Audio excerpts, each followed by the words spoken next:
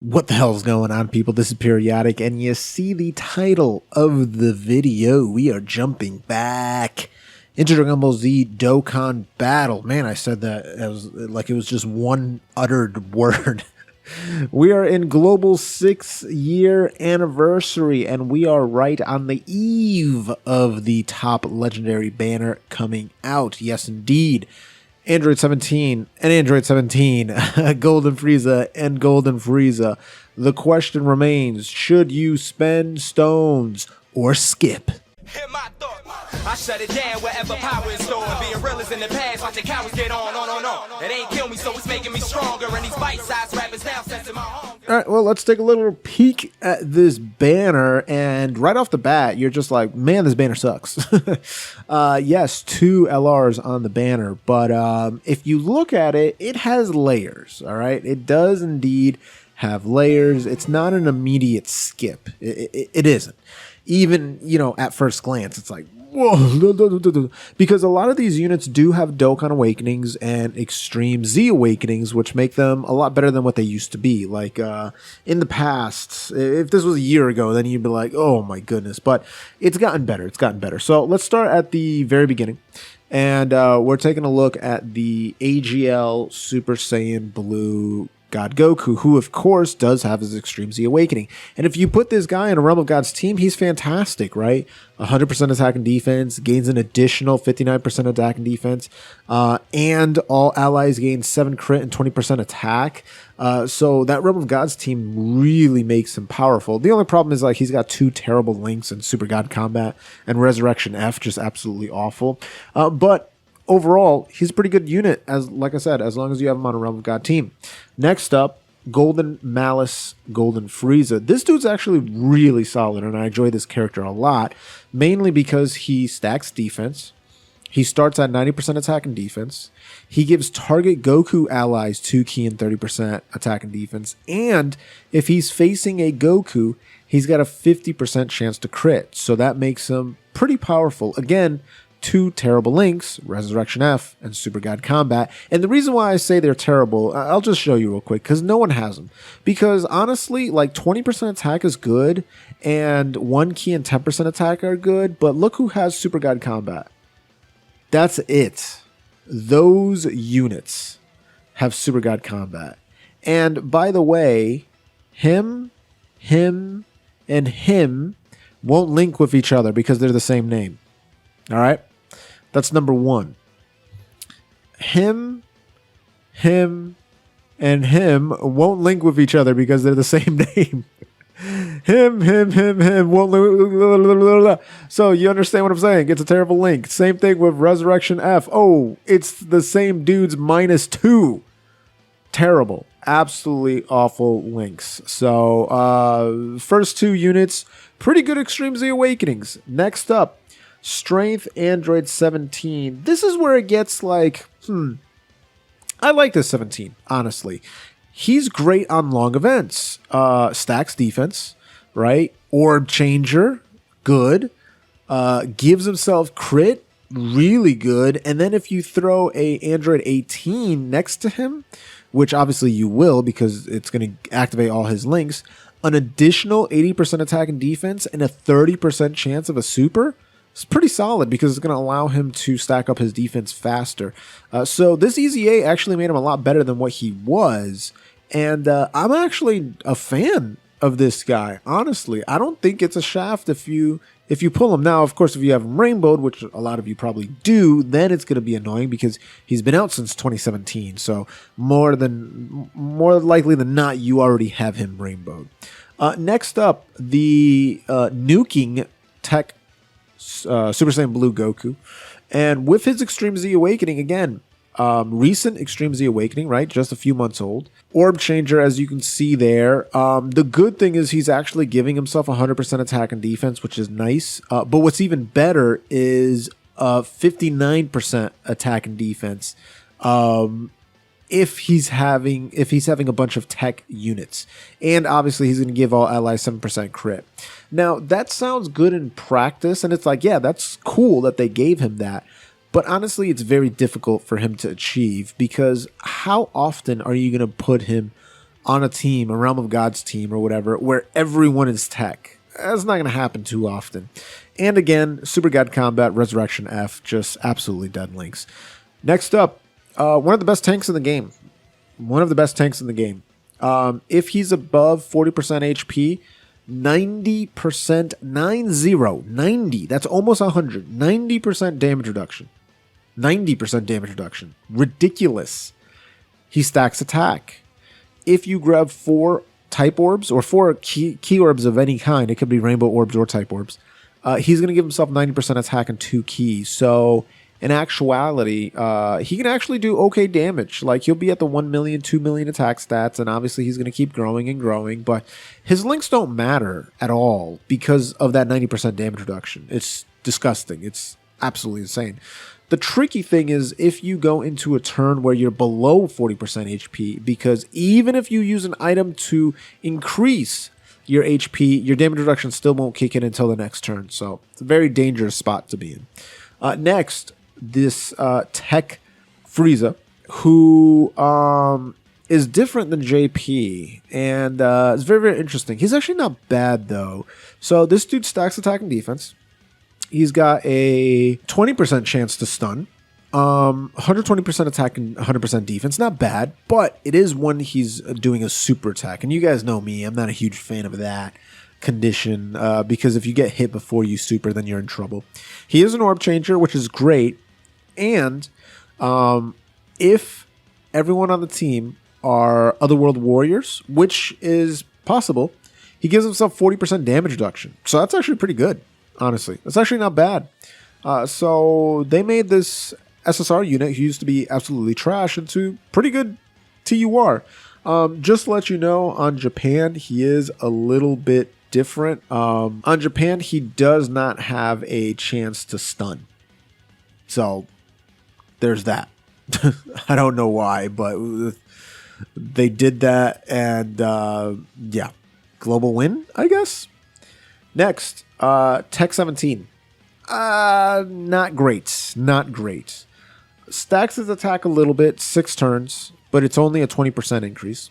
70% attack and defense, and then he gains 15% attack and 10% defense for every tech orb he gains, but he does not create tech orbs. Since he doesn't create tech orbs, that's not consistent, him gaining additional attack and additional defense, unless if you put him next to a orb changer. And honestly, there's better units on a Representative Universe 7, on a Universal Survival Saga, on a Battle Wits team that can use changed orbs. So this guy's definitely a dud until he gets an Extreme Z Awakening. Next up is this GT Final Form Frieza, who on the surface looks pretty good. It's not bad, right? 80% attack and defense, gains an additional 100% attack, and attacks effective against all types if the enemy's super attack is sealed. Unfortunately, he doesn't seal. He stuns. Which is like, hold on, what? He doesn't seal, he stuns? And that's because he's supposed to be run next to the GT Cell, who seals and gains effects when he stuns. But just give him the stun. Give him the seal, bro. Well, like, why didn't you give him the seal? It's just silly. Anyway, Strength Final Form Frieza, not bad. 80% attack and defense. If he gets hit, kind of like the Physical Beerus, he'll do more damage in that turn. So this dude's going to give himself an 100% bonus. And he also greatly raises his attack. But not enough, unfortunately. There are better Friezas, particularly Final Form Friezas. Though we do need a really, really solid Final Form Frieza from the Frieza saga specifically. Next up, Android 17 Future, the physical one. So again, another orb changer, and this is a guy that just has an awakening. He doesn't have an Extreme Z Awakening. He should get an EZA in the future. Raises attack for 3 turns, so a little mini stacker, not really. 70% attack and defense, changes orbs, and then if you drop below 78% HP, then he changes even more orbs. Not particularly great. There's way better Android 17s than this guy. It's just, you're never going to use him. Desperately needs an EZA. So those are the fillers. Those are all the fillers. Some good EZAs, some pretty poor EZAs. Now let's get to the meat of the matter, why we're actually here. Physical Golden Frieza is the first. As you can see, this is the silhouette that you might possibly see if you are summoning on the top legendary banner. Physical Golden Angel Frieza. He is going to TUR into Physical Angel Golden Frieza. Beautiful artwork. Absolutely love it. And then he will LR into Angel Golden Frieza and Android 17. And in this particular form, his links are pretty good, actually. You can kind of get away with using him with almost everybody, right? Because he's going to have solid support, shocking speed, tournament power, fierce battle, legendary power. Hell, even Brainiacs can be used with certain other Friezas. You can use Brainiacs with certain Piccolos, Vegetos, Gohans, Krillins. There's kind of like a wide cells. It's kind of like a wide gambit of units that have Brainiacs. And then obviously Tough as Nails is, again, an even wider cast of units that can be used. As you can see here, you kind of have everybody, right? Topo, Goku Piccolo, you're looking at, who else? Nappa. Like, it's just like a really, really wide array of units. But not the best link for Tournament of Power, unfortunately, but that's really, you don't have to worry about it too much because Tournament of Power is so good, Shocking Speed is so good, Fierce Battle is so good, Legendary Power. Just having those 4 links themselves, and then if you activate solid support for that 5th link, that's really, really good. You're kind of knocking it out of the park. But everything he does is fantastic, right? 12 key, greatly raises attack. 18 key, raises attack, but he also lowers attack and defense, which is good. And then his passive, 70% attack and defense. 70% chance to launch 2 normal attacks.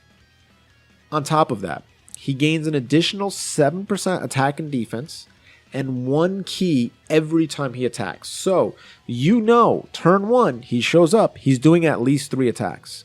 So, turn 1, he's gaining an additional 21% defense and attack. Minimum.